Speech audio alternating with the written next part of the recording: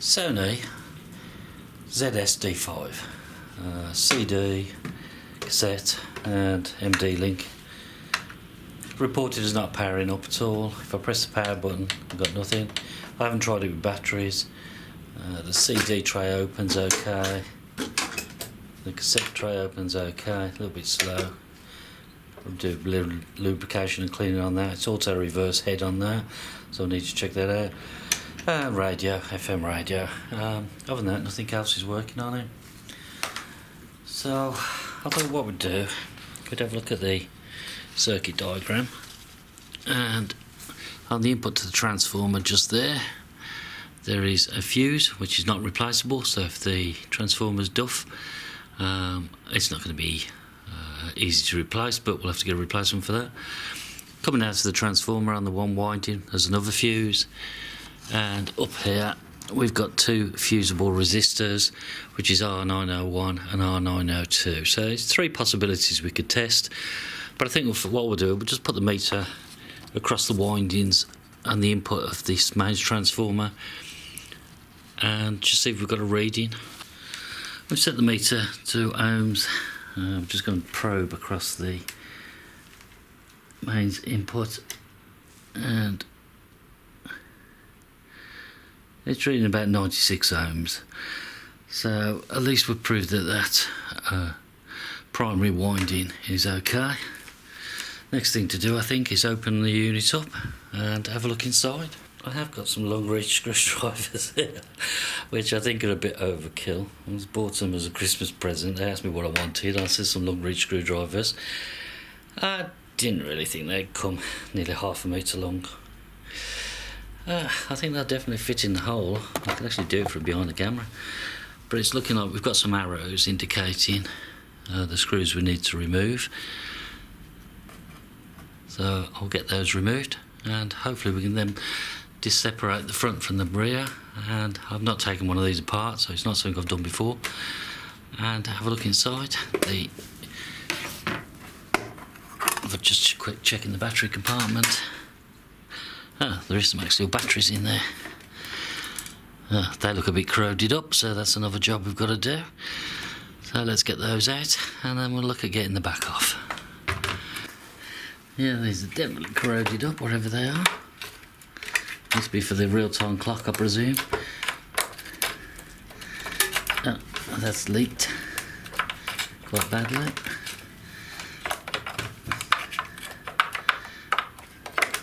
That was very nice. Should really be wearing gloves to do this. I know one has leaked quite badly. Yeah, as you can see, it's not very nice at all. I think I'll just clean that out and go and wash my hands. So, quick view. We've got a screw inside there, screw inside there. We've got one here, here and here, by little arrows, here, here, here, here, here and here. So let's get on and see if we can get those all out.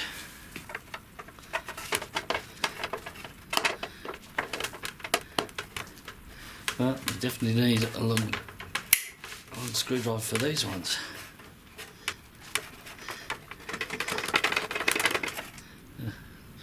That's what you've got there.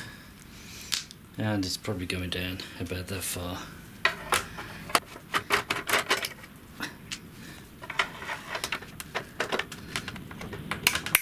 Yes, I don't think this has ever been opened up before.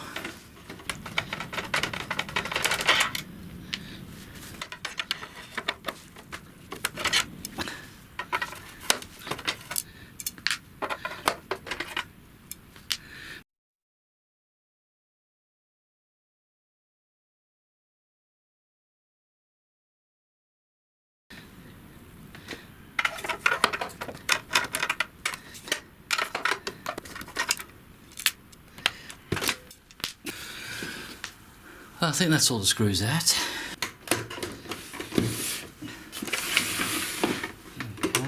I've ejected the CD player, I've ejected the tape player, and hopefully this should just come off now, which it does. And it looks like we've got a ribbon cable to remove here, and the speaker connections from there, and that should then separate everything. So hopefully we should just be able to pull this out. That's come away nicely. And that is now the front completely removed.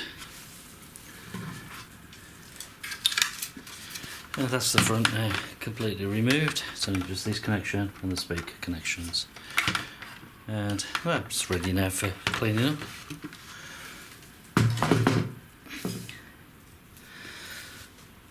Next job now is to check this fuse here,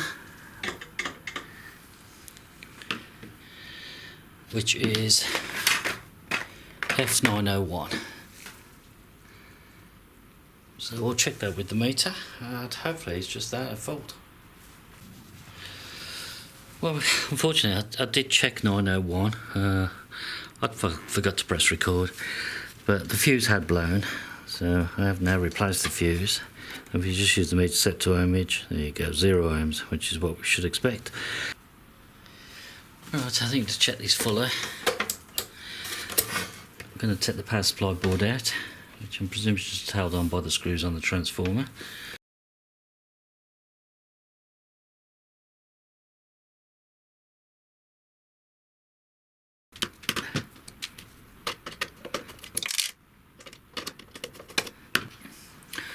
There is a fifth screw, which is just down there, which is on the power supply connector. And rip.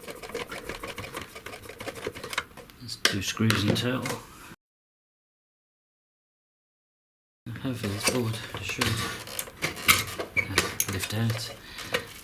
I'm not really showing you what's going on here, but there's this connector here, which goes round to the battery compartment, I think. I need to take that one off to get this board out. There we go. Yeah, okay. I had to disconnect this wire, or this connection, just so we could pull it out. That gives me access now just to test some of the components on there. Okay, so we got the power supply board out. There was just 2 screws on this mains connector and 4 screws on the transformer. F901, this one here, had blown. I have replaced it. And there's 2 other components to check, which is R901, R902, which are fusible resistors. So we set the meter to ohmage. Let's just see if we can get in there. And just give them a quick test. And they should be about 1 ohms, plus or minus 5%. That one's fine.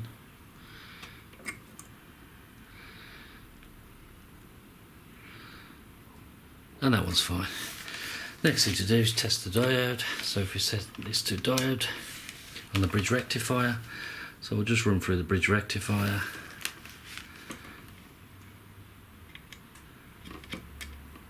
.5, that's fine. 0.5, 0.5, 0.5, those are all fine. Let's just reverse that just to prove they are okay. Yep, that's all fine. So it's looking like the power supply board's okay as regards to the end of the bridge rectifier and across the cap. The fusible resistors haven't blown, so I'm presuming these components are okay. So it could have just been time delay, age related fuse. So what I'm going to do, I'm going to put this all back together, plug it back in, loosely put the front on, and hopefully we should get power up then. Okay, I've roughly put it all back together again. We've got some little dotted lines on the display now, so let's press the power button. Oh, that's good, so we've got something. Let's try the radio.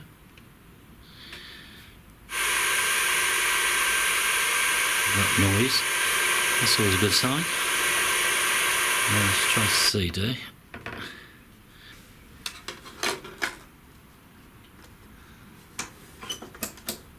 I don't think that's working at all. Can't hear the disc spinning up.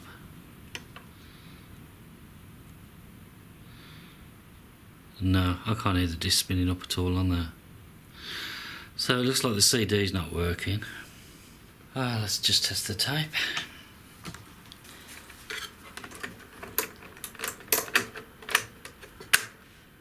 Okay, so we've got the tape in. Let's try the tape.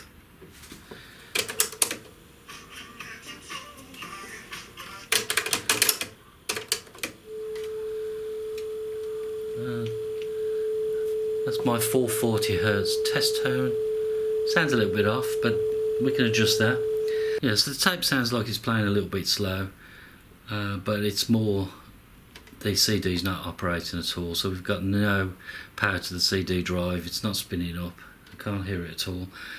So I think it's a little bit more disassembly now into the CD section and see what we can find.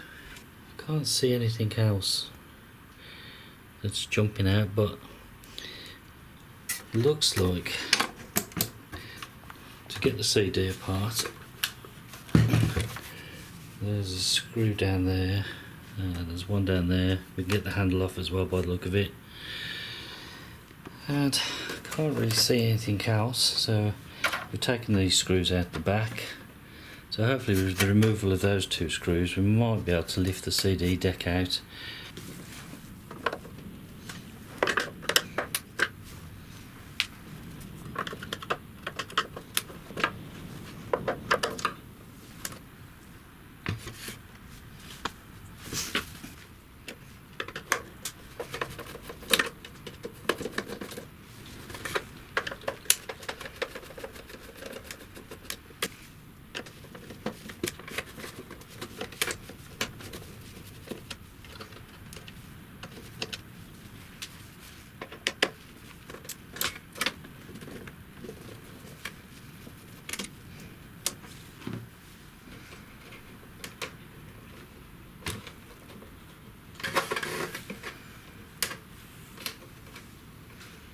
Well, I've done as much taking out the screws as I can. I can get the cassette deck to lift, but I can't get it to come out. I can't get this display off the front. There's something holding it somewhere, I don't know what.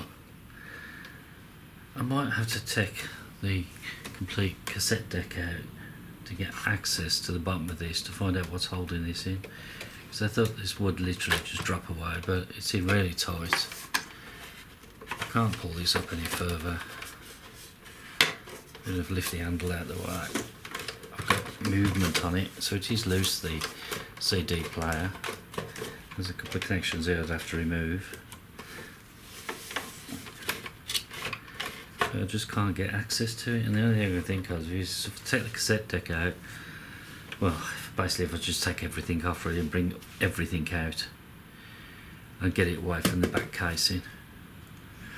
So I think I'm gonna do that.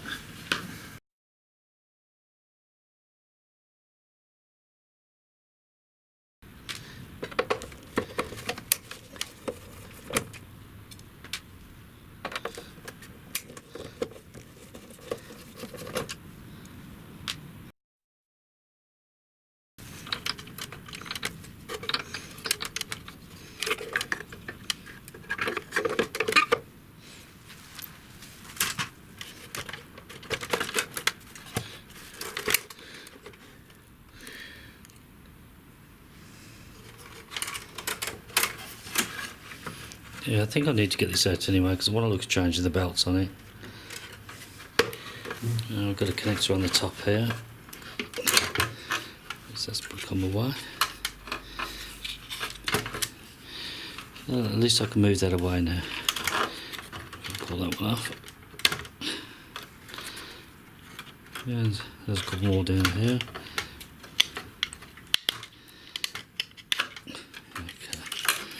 So that is now completely detached, and hopefully I can get to the belts on that now. Well, I can see now why I can't get this board off. It felt like there's something holding on underneath this tape. There's a screw down there, and I'm presuming there's a screw there. So let's get those off.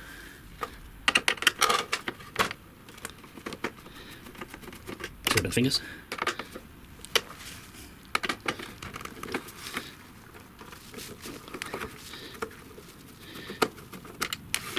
Hopefully this module should now just lift away.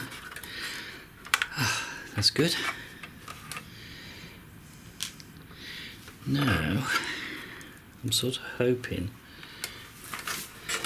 that we can lift out some weird and wonderful way the whole of the cassette module. Okay, I think we've got it. What we've done, loosen that off, taken the tape off this, so this is all loose as well. So everything is liftable. I'm going to push the lid down a bit. The handle's constantly in the way. If we lift from the back, I think we can get it all out.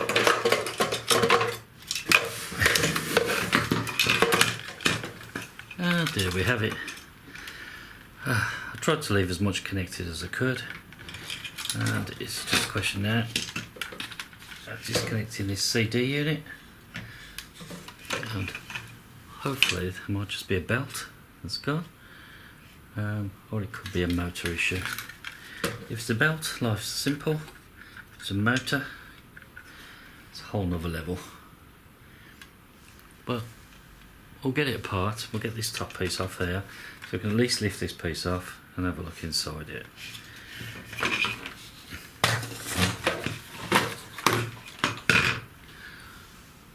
And I think we'll do that with just these 4 screws here.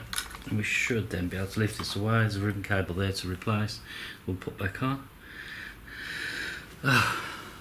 This is a bit of a messy one, really. I'm sorry the camera angles aren't brilliant, but that's what we've ended up with. And we've got the 4 screws there, which I believe will then allow us access, and just remove this ribbon cable.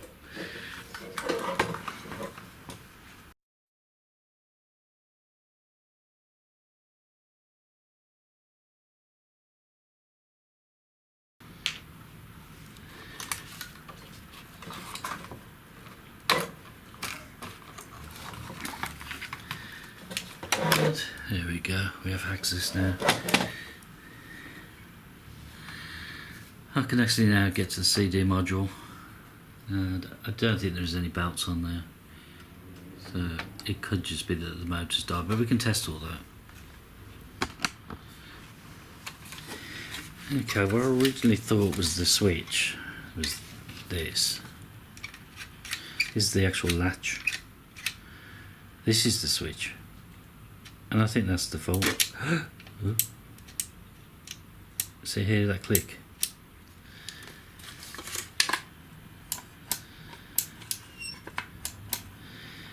So I think if we put the meter across that, because there's 2 pins there, we should get a tone.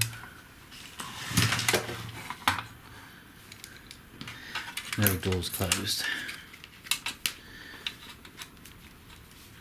Let's just test the meter.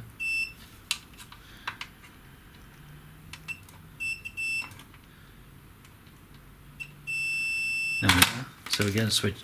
So that's proving that switch is working. Just undo it. Just try it again. Should get nothing now.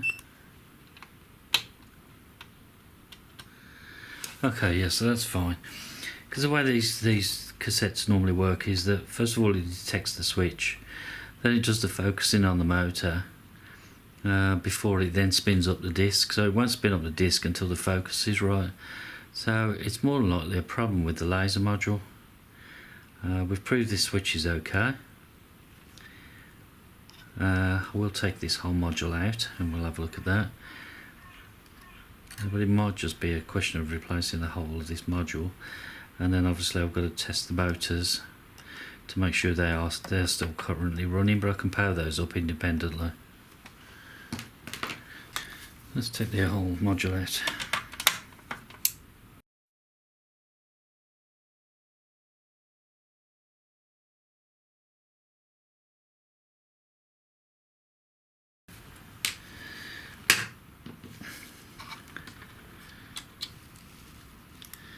And that's the module. Get that out of the way.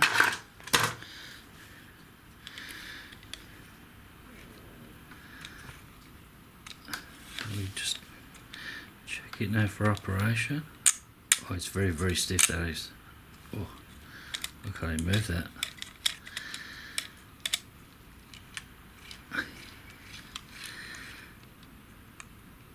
I need a good clean.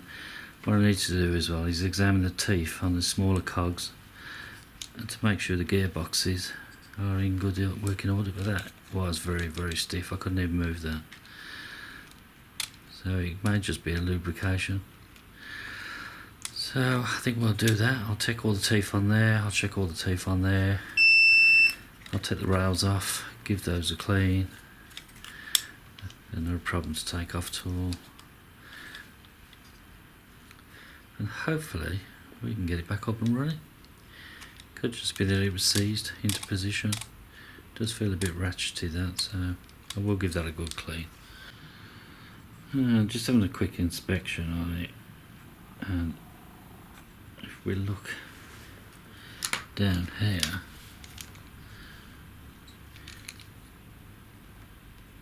that's part of the teeth. There's a little bit more there as well. And I think they've come off this cog. So I'm thinking that's the reason why it's not turning. When it's at this point, it's actually ground off the teeth. So I think we're going to have to get a complete replacement. I don't think it's something I can get or buy that. We can only just get, I don't know, an older unit or something similar. Let's see if we can.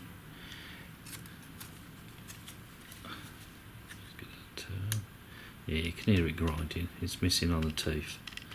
So there's teeth missing on the bottom. That's why it was so stiff. Okay, so I think we found the problem with that. Yeah, it's just slipping. It's just not turning there at all. Yeah, okay. Let's see if we can get a second-hand module or a complete replacement module, or even just that cog. You never know. Might be one on eBay somewhere. Okay, what we've done, we've crimped in the connectors there, or the holding lugs. It should now release this cog, which it has, and hopefully, yeah, if you can see there, all just hair. All the teeth are missing. There's no teeth on there at all. Totally gone. The rest of it's okay, but just there, no teeth whatsoever. Okay, so that's definitely our problem. Well, I think I'm going to have to leave this video at this point until I can get one of these, or a complete replacement module. Hopefully, if you want to dismantle one of these, it'll sort of give you some idea of how much is involved. But the only thing I can do now is just start cleaning it up, because I won't fail on this. I will get that sorted. It's just a question of time. With like most things, you've just got to wait till something turns up. It could be a scrap unit. It could be I just can buy the complete module, but it'll have to come from China, Japan or China or wherever. So it's all about time now, but I can start cleaning the unit up, cleaning the boards up, putting it all semi sort of back together really.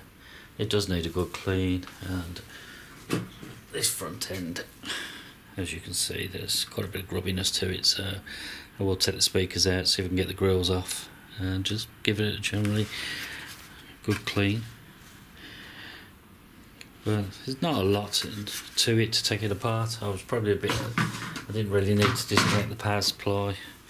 It was easy to take that off. I could have just took the ribbon cable off, but I generally find they never seem to go back on very well, so it was easy to just take the whole lot out as a module.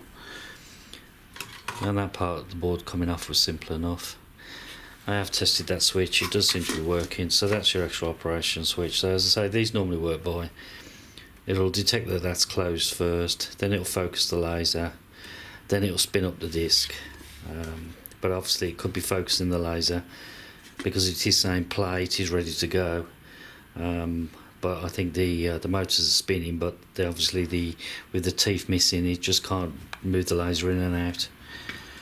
So I'll get all that cleaned up, get that piece on order if I can, and we'll move on to part 2 then, of hopefully putting it all back together.